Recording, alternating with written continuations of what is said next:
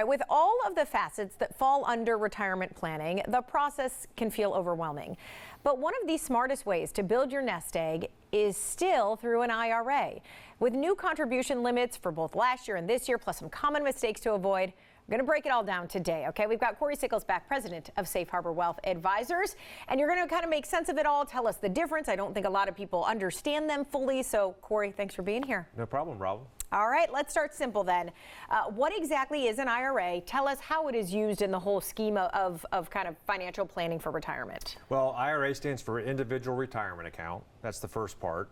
And there's two ways that you can contribute. You can do a traditional IRA, which means you put money into it, and then it grows tax deferred. But it also could also give you you might be able to receive some type of tax savings today as well. Okay. So for example, the limit for this year, if you're under 50 is $7,000. If you're above the age of 50, you can actually contribute up to $8,000. So you could receive a tax benefit, which means you could make, $7,000 or $8,000 less than you normally do from that standpoint. However, when you do take that money out, you got to pay taxes on the growth. Okay. Right? Right. Which is probably going to be in retirement. The other way that you can actually contribute is with a Roth IRA. So it's after tax money that you can put into it. It's the same, you can either do $7,000 or $8,000, dollars same per amount, year. okay. Same amount depending on your age. However, then it grows tax-free, and then when you take it out in retirement, it's tax-free as well.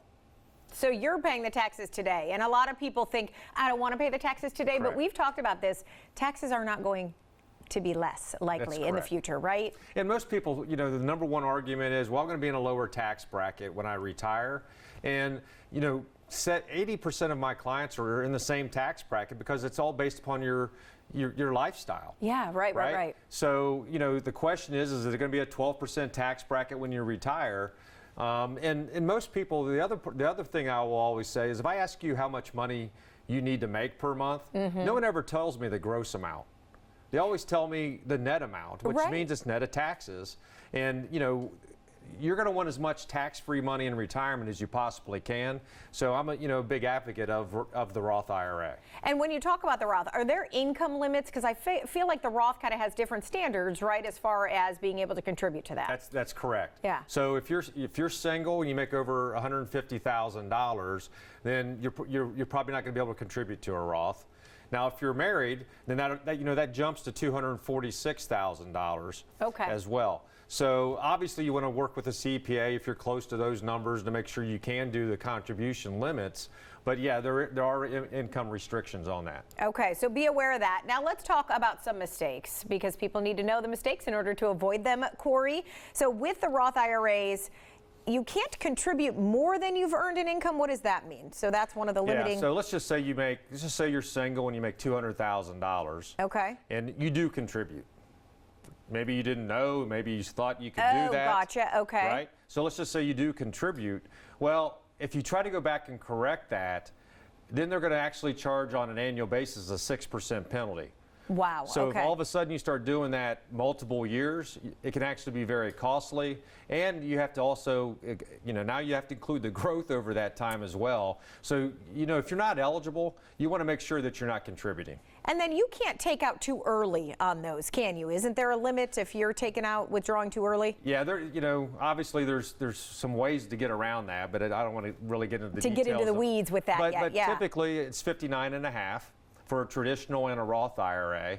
And then you also can take out, if it's 59.5, you take it out before there, then you have a 10% penalty. Okay, which is big. Right? Yeah. And if you're on the Roth side of it, when we start talking about the withdrawals as well, you have to keep it in there for 5 years.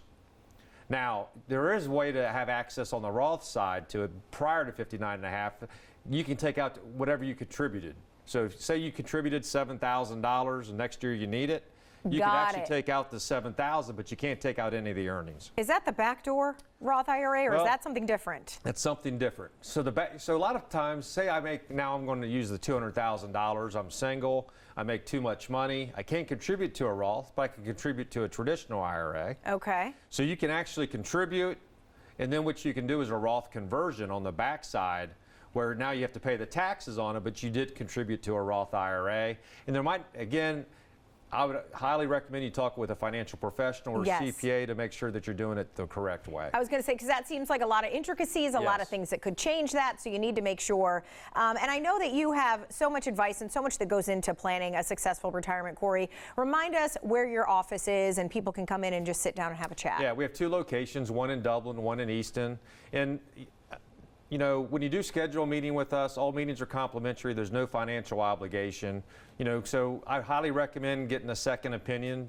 If you do have a financial plan, get a second opinion. If you don't have one, then as I always say, the best time to have a financial plan is tomorrow. Is tomorrow. All right. Well, I want to say thank you, Cory. As I end out my last couple weeks, this is the last segment that I'll have with Cory Sickles, and we've been, you know, together for 11 years. You know, I actually just checked a second ago. We've actually done over like 140 episodes. 140 episodes. Yep, There you go. At least over that, and it's been great working with you, and you know, I wish you the best going forward. Yeah, thank you, Cory. You the same. I'm sure I'll see you around. Yes. I'll stop by. All right, thank you so much.